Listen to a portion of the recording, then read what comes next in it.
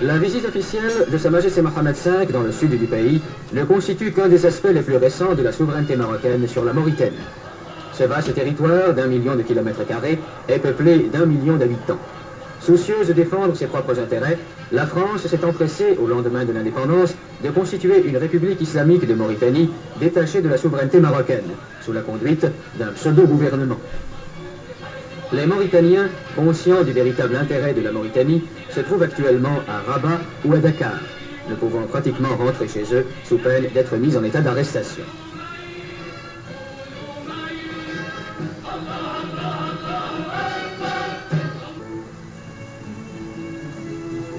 Le gouvernement leur a confié des postes importants.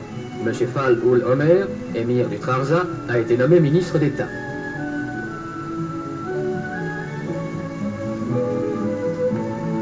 Une importante délégation mauritanienne ira défendre devant l'ONU la thèse marocaine.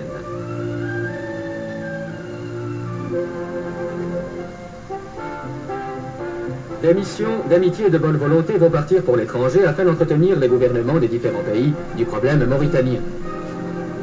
M. Alal El-Fassi, président du parti de l'Istiklal, parcourra l'Asie. La délégation, présidée par M. Abdelkebir El-Fassi, ambassadeur du Maroc en Allemagne fédérale, visitera tous les pays d'Afrique équatoriale et occidentale.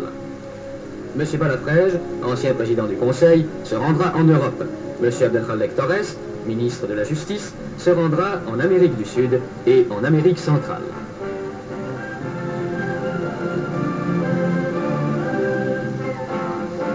En 1905, M. Mohamed Hassan Ben Yaïch, actuellement chambellan de Sa Majesté le Roi, remettait au nom du souverain du Maroc leur daïr de nomination au gouverneur des provinces mauritaniennes, inquiétés par une agression armée des troupes françaises.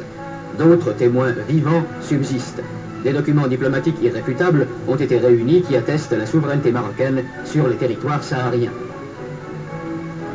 Le problème des frontières sur lequel le gouvernement de Sa Majesté n'a cessé de revenir depuis l'indépendance doit être réglé dans le sens de l'équité. La côte atlantique marocaine s'étend de Tanger à Saint-Louis du Sénégal. La Mauritanie tout entière fait partie intégrante du territoire marocain.